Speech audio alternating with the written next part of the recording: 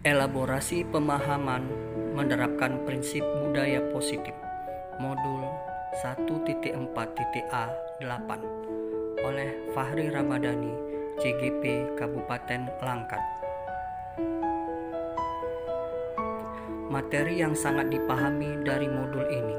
Ada beberapa materi yang disampaikan dalam modul ini, antara lain refleksi kritis budaya positif di sekolah, membentuk budaya positif di sekolah, membangun budaya positif di sekolah, menerapkan budaya positif di sekolah, dan membuat kesepakatan kelas.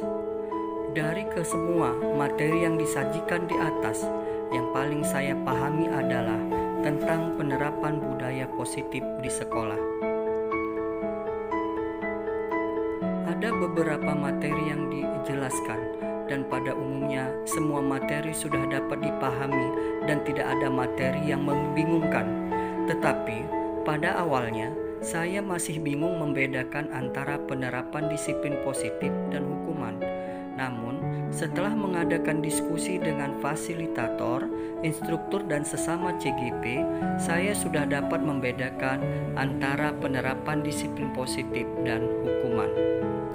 Lalu, perubahan yang saya dan murid rasakan selama mempraktikkan budaya positif sekolah antara lain: 1. Kenyamanan dalam kegiatan pembelajaran. Yang kedua, siswa lebih aktif dan bertanggung jawab. Yang ketiga, suasana pembelajaran lebih kondusif. Dan yang keempat, semua individu di sekolah dapat menjadi agen perubahan.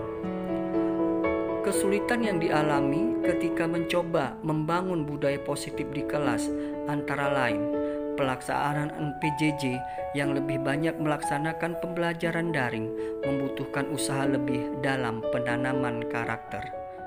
Yang kedua, adaptasi menerapkan budaya positif selama PJJ membutuhkan waktu lebih lama karena jarang terjadi tatap muka langsung.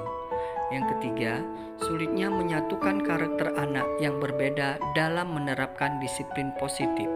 Dan yang keempat, kesulitan dalam melaksanakan tindak lanjut karena jarangnya terjadi tatap muka. Tantangan yang dialami ketika menerapkan budaya positif di kelas antara lain: yang pertama, menjaga konsistensi terhadap kesepakatan kelas. Yang kedua, menguatkan kontrol dari siswa selama PJJ dalam mematuhi kesepakatan merupakan suatu tantangan dalam penerapan budaya positif. Yang ketiga, dalam menumbuhkan budaya positif dibutuhkan kerjasama yang baik dengan orang tua, dan ini menjadi suatu tantangan karena tidak semua orang tua melakukan pola pendampingan dalam belajar. Keterbatasan fasilitas jaringan, kuota, dan gawai yang dimiliki siswa juga menjadi suatu tantangan.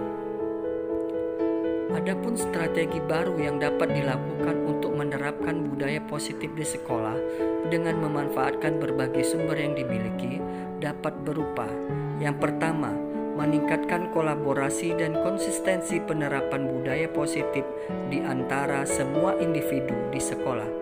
Yang kedua, melakukan komunikasi yang lebih intens, konsisten, dan efektif dengan semua pihak, khususnya orang tua siswa. Yang ketiga, menggunakan pendekatan psikologis kepada siswa. Yang keempat, secara rutin mensosialisasikan budaya positif di sekolah. Dan yang kelima, melakukan refleksi keberhasilan penerapan budaya positif secara berkala. Demikianlah pembahasan dari saya. Terima kasih.